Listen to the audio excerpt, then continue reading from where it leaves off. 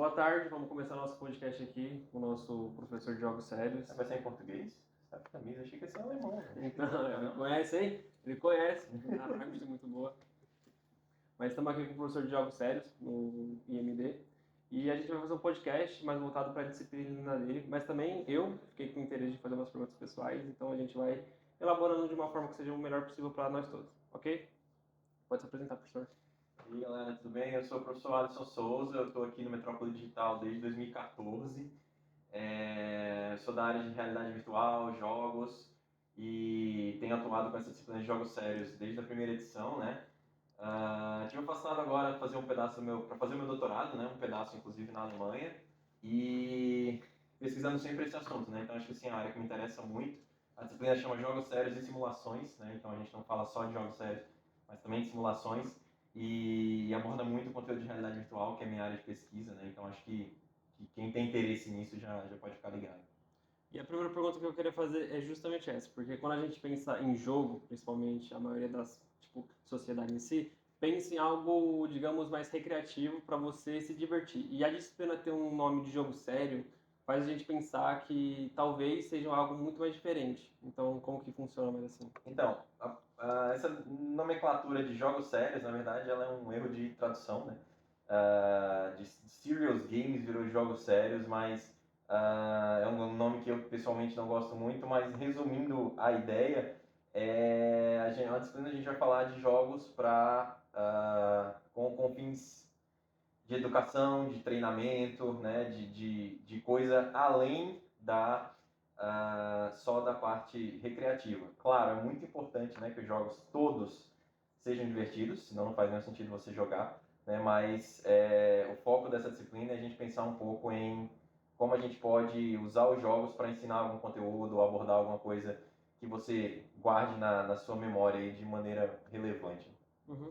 E uma pergunta que eu queria fazer, né, que no caso seria mais aqui de todo mundo que está envolvido também, é que você, como professor de jogos sérios, eu acredito que você tem algum background assim de jogos que você já tenha jogado na sua vida. Eu queria Isso. saber, pelo menos um que você acha que, muito bom. Olha, como jogador eu tenho muitas horas, né? Então, assim, eu sou coordenador do projeto de esportes eletrônicos aqui da FRN desde 2015, né? Então eu sempre puxo um pouco pro lado dos esportes eletrônicos, onde eu tenho mais de 2.000 horas de Dota. Mas eu já joguei muito CS, hoje em dia eu jogo muito Path of Exile, já joguei World of Tanks semi-profissionalmente. Então, assim, jogar eu sou muito bom, mas não é o objetivo da disciplina, tá, pessoal? A gente vai aprender a fazer jogo. E isso era um questionamento que eu estava com outro membro aqui, só que ele não está aqui presente. Como que você vê o cenário de esportes, principalmente aqui, tanto no Brasil quanto no Rio Grande do Norte e aqui na nossa faculdade? Olha, a gente tem muitas ações muito interessantes aqui, tá? Eu sou o coordenador do Fórum Nacional de Esportes Eletrônicos lá no SP Games, né? Então, nosso objetivo lá é justamente discutir essas perguntas aí, né? Os esportes eletrônicos são um assunto muito delicado, assim, né? A gente teve até declarações recentes aí de políticos colocando um pouco para baixo, né? Então, é uma coisa que a gente sempre está lutando muito por espaço. Aqui na universidade, a gente sempre teve apoio total, né? Então, a gente tem times aqui na universidade que competem nacionalmente, a gente tem vários troféus, medalhas nacionais no cenário universitário, né? Mas a gente aqui foca nisso, cenário universitário. A galera que quer saber mais sobre o cenário competitivo, o cenário profissional, a gente tem diversos parceiros também, a gente tem espaço aqui no Rio Grande do Norte com atores conhecidos, né? Mas eu acho que principalmente assim, o nosso foco aqui dentro são os esportes eletrônicos universitários, né? O Brasil tem suas ligas, né? Tem seu espaço, tem alguns novos surgindo aí. Eu acho que é uma coisa bem interessante, né? Por isso que eu tento fomentar aqui dentro da universidade e agora com o apoio da Atlética, eu acho que a gente também vai conseguir isso bem mais dentro do IMD. Eu acho que, principalmente por aqui são cursos de tecnologia, traz muitas pessoas que já têm esse background, tanto de jogo, tanto, querendo ou não, até profissionalmente, igual você também já competiu. Eu já competi também, né? Mas eu comecei a fazer faculdade e aí não deu para conciliar tanto. Eu É fui atrás difícil. também, não tinha aqui, enfim. E uma coisa que a gente queria perguntar também é a disciplina ser jogo sério, mas como que seria uma prova, um trabalho, uma Aham. atividade dessa disciplina? Olha, a disciplina de jogos sérios e simulações é uma disciplina extremamente prática, né? Então, assim, pelo regimento da FRN, a gente precisa ter uma prova escrita individual e blá blá blá.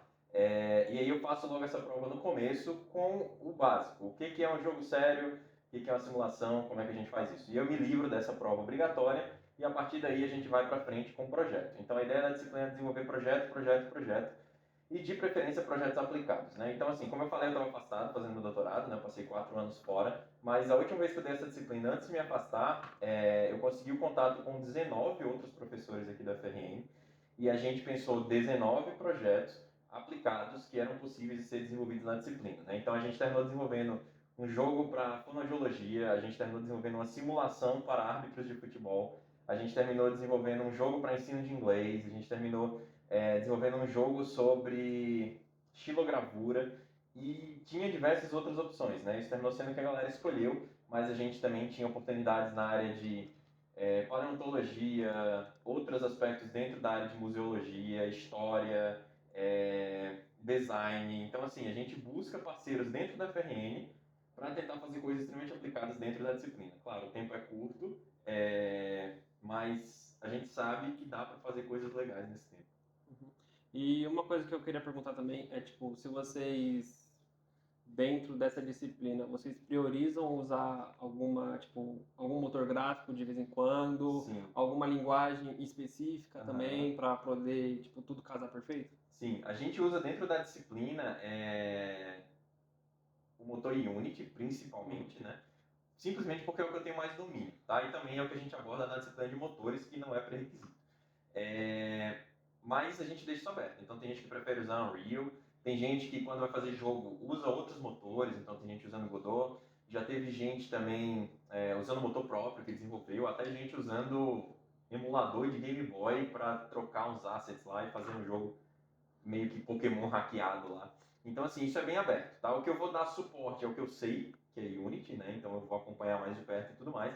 Mas você tem conhecimento em outro motor, não tem problema. O importante da disciplina é a gente entender bem como funcionam os jogos sérios, o que são, como funcionam as simulações, o que são, e trabalhar bem esse meio campo. Importante também que a parte das simulações a gente tenta voltar sempre para a realidade virtual, que é a minha área, né? Então, os jogos sérios não necessariamente precisam ser em realidade virtual, na verdade, normalmente não são, mas a parte de simulações a gente foca bastante em realidade virtual, que é até uma oportunidade que a gente tem de passar para os alunos do BTI, né?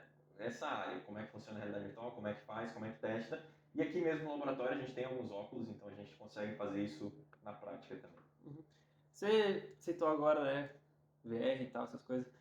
Tem um jogo que eu acho que também é muito mais famoso, assim, que é o de cirurgião, né? Aham. Que você faz os negócios. Então, um jogo sério, o que você programaria para algum VR, seria mais ou menos nesse estilo, exemplo como esse, ou exemplo, uma determinada aplicação, um exemplo de circuito elétrico. Tem como você Aham. replicar dentro do VR, não teria? Isso, exatamente. Olha, essa parte de realidade virtual, tanto para jogo quanto para simulação, é um mundo, né? Então eu frequento os congressos desde 2009 e lá eu já vi todo tipo de aplicação, né? Então a gente tem aplicações, como você falou, de cirurgia, cirurgia dentária, inseminação artificial em vaca, a gente tem também a parte de bebês, né? Neonatologia, que é o que a gente está trabalhando agora, inclusive. Então, assim, é uma área muito ampla, né? A gente consegue trabalhar com veterinária, com engenharia elétrica, a gente tem muita aplicação no petróleo também, geologia, saúde. Então, assim, os campos são amplos, né? O que a gente acha legal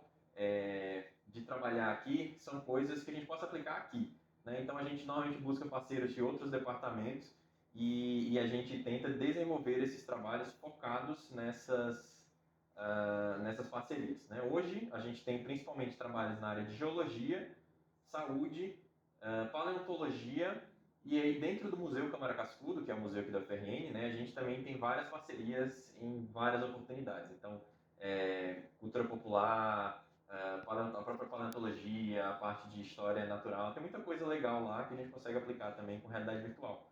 Porque é interessante que a realidade virtual não seja só de óculos, né, que é uma coisa individual, fechada, travada, que usa um equipamento bem caro. Lá no museu a gente trabalha muito com realidade virtual multiprojetada. Então a gente tem, por exemplo, uma sala com 4 projetores dentro, e a gente apaga todas as luzes e a sala parece ser inteira uma projeção, né? Então isso é uma forma de fazer realidade virtual que é legal, que para a universidade é barata, porque a gente tem projetores, né? Então é uma maneira interessante também que a gente aborda na disciplina.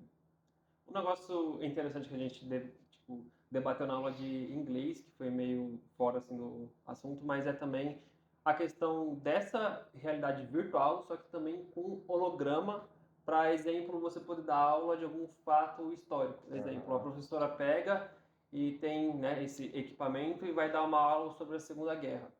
Ela teria, tipo, artifícios inteiros para poder dar uma aula exemplificando, tipo, como que o avião tava e cai e tudo. Então, isso também seria uma possibilidade, tipo, grande.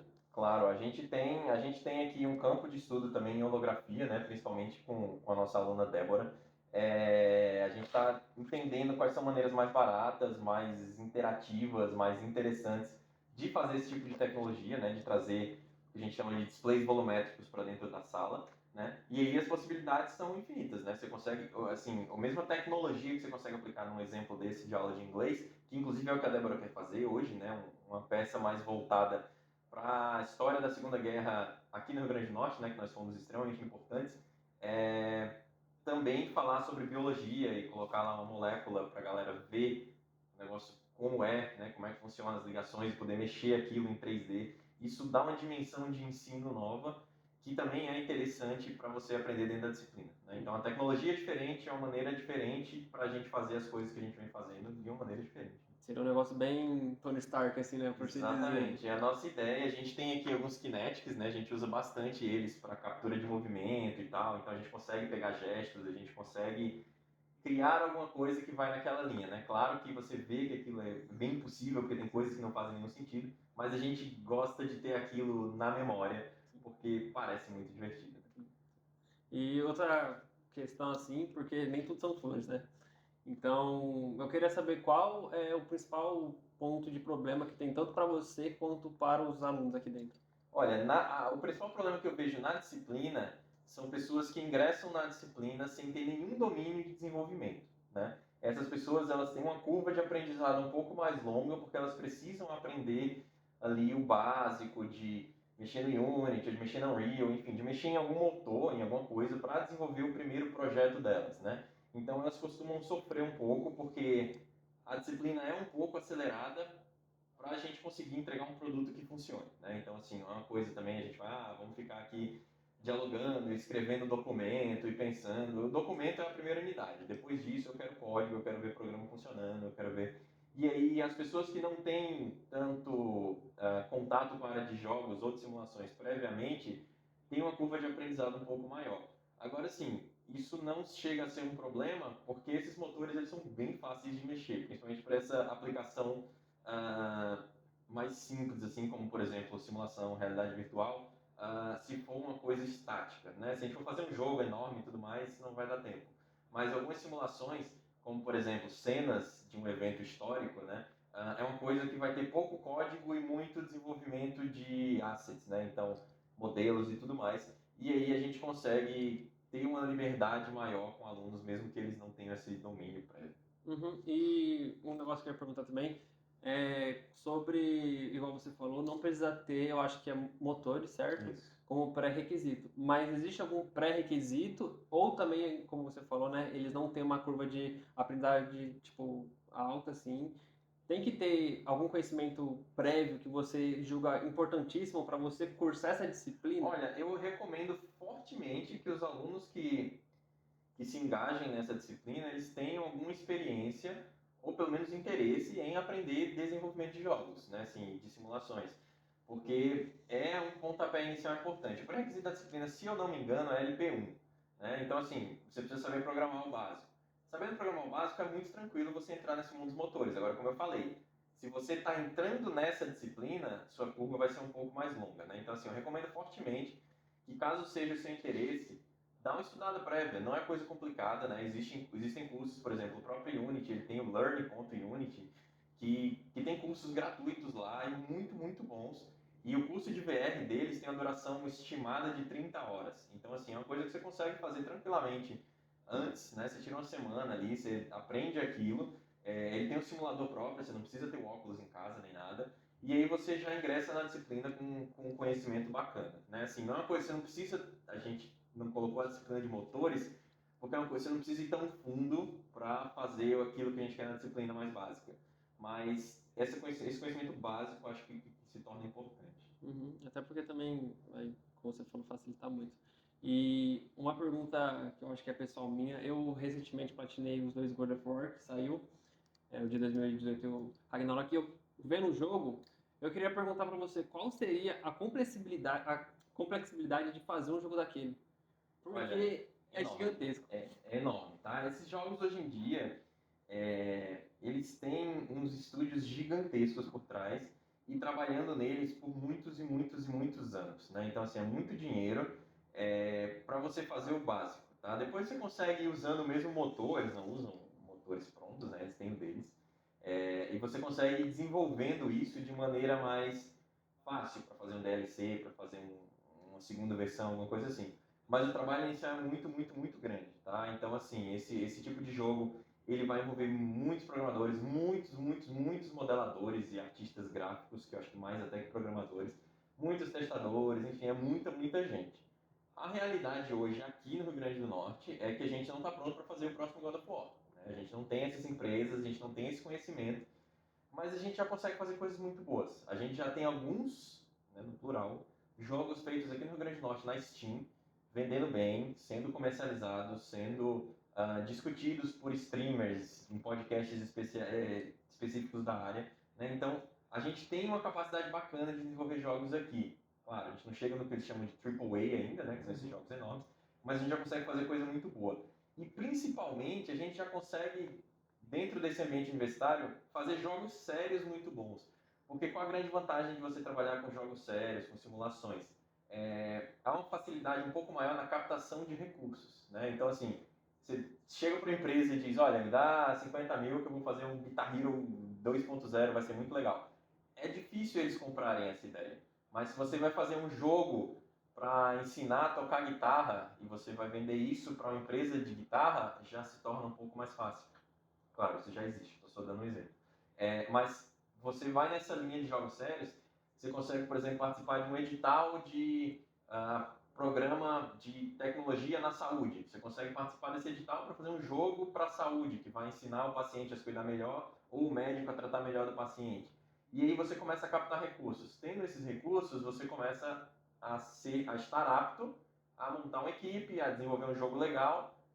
E quem sabe nas horas vagas ali, essa mesma equipe vai fazendo um jogo que seja recreativo, um jogo que não tem esse propósito de ensino, e daí os estúdios crescem, né? Então a gente tem nessa área de jogos sérios e simulações oportunidades muito boas de captação de recurso que, principalmente no nosso cenário, que ainda é uma coisa complicada ou iniciante. Compreendi. E uma coisa que a gente estava pesquisando sobre você é que você tem aplicações também no mobile, né? Isso. E eu queria que você falasse um pouco sobre isso. Então, eu, na verdade, a primeira versão do Ciga para Android eu fiz, né? Eu que desenvolvi basicamente com o professor Giveon, o professor Itami, né? Mas muito trabalho eu fiz só. Essa versão hoje não existe mais, tá? Se vocês usam o Ciga e está quebrado, não reclamem comigo. Já foi atualizada 30 vezes, mas eu aprendi lá, né?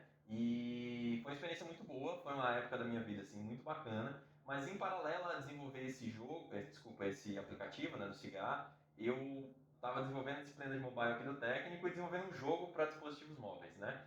E aí, entre essas três áreas, eu terminei passando aqui no concurso para dispositivos móveis, que foi a área que eu entrei. Só que por falta de professores de jogos, a gente teve 3 ou 4 concursos e não passou ninguém, eu troquei de área, né? Fui para a área de jogos e essa área de dispositivos móveis foi contratado um novo professor.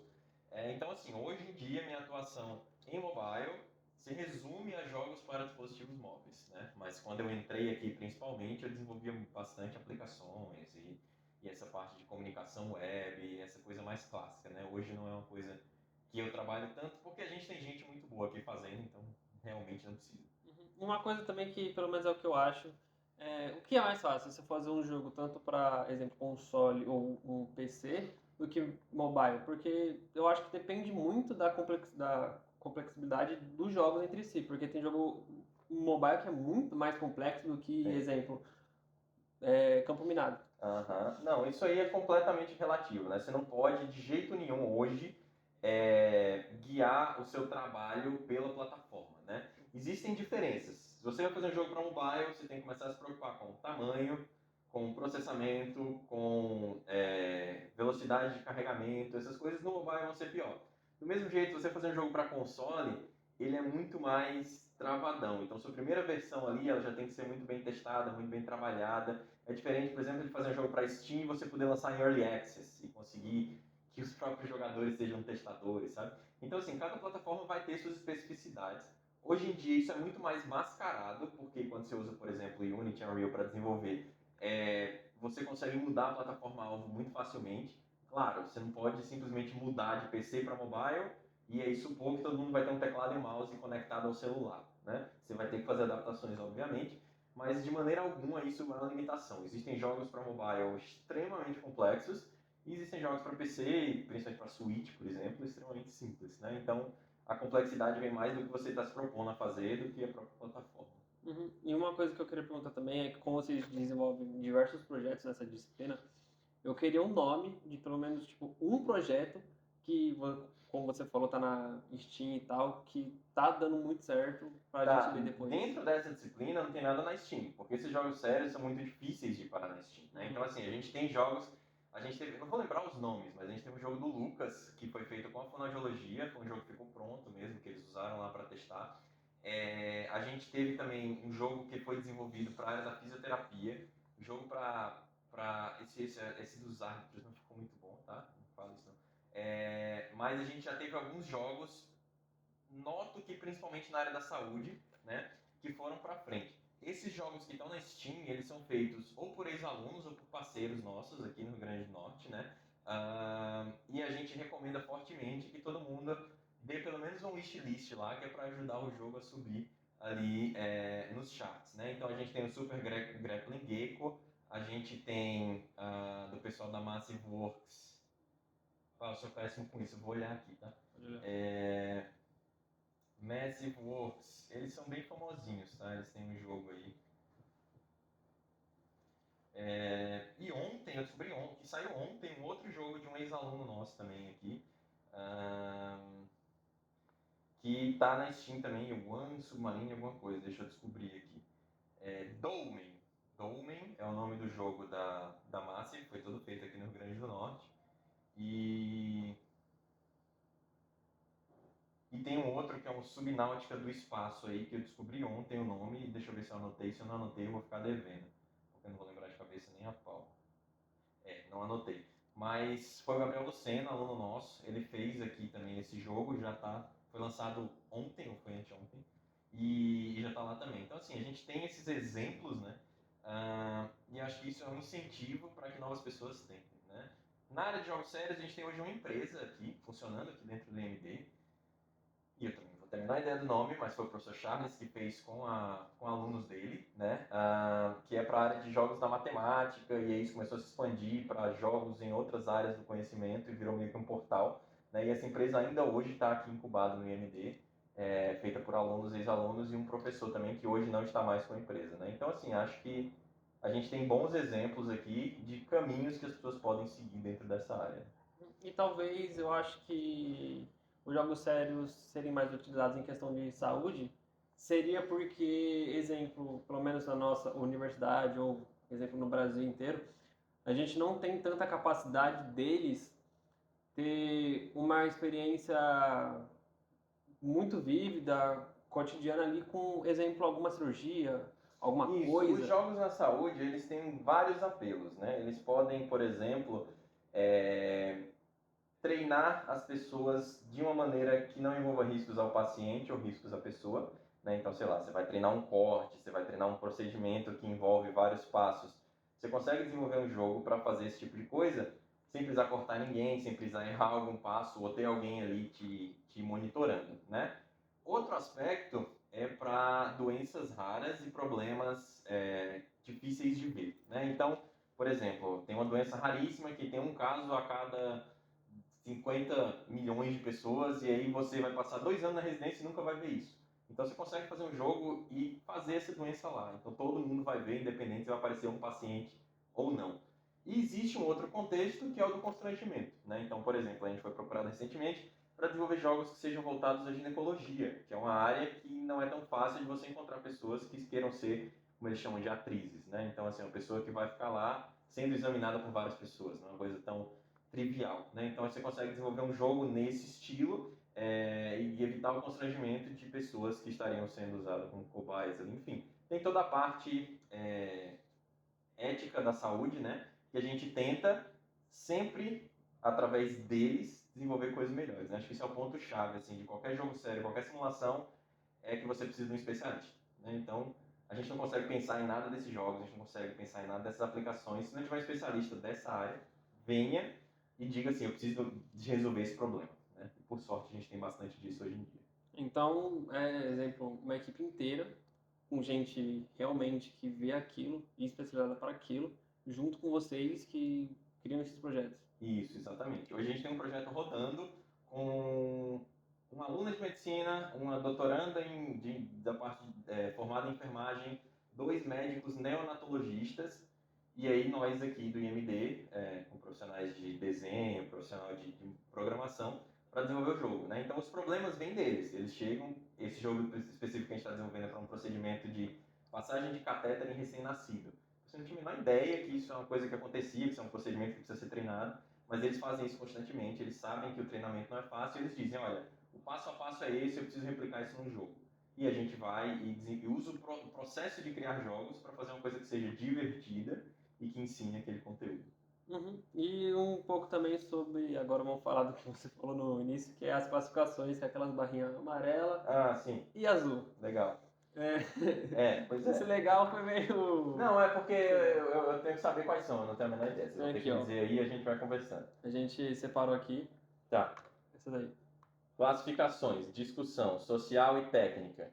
Olha, eu acho que 80% técnica e 20% social, porque como eu disse, tem esse lado que os especialistas trazem pra gente, né? Então, assim, a gente vai falar das aplicações que a gente tem e tudo mais, mas eu sou uma pessoa técnica, eu sou muito ruim com essa parte de social e tudo mais, então eu foco no que eu sei, né? Então a gente vai falar mais disso na disciplina, mas a gente precisa abordar esses assuntos éticos da saúde, éticos da Lei Geral de Proteção de Dados, enfim, essas coisas a gente precisa abordar também nesse contexto mais social, o que é que pode, o que é que não pode, classificação indicativa dos jogos, então tem esse lado também, tá?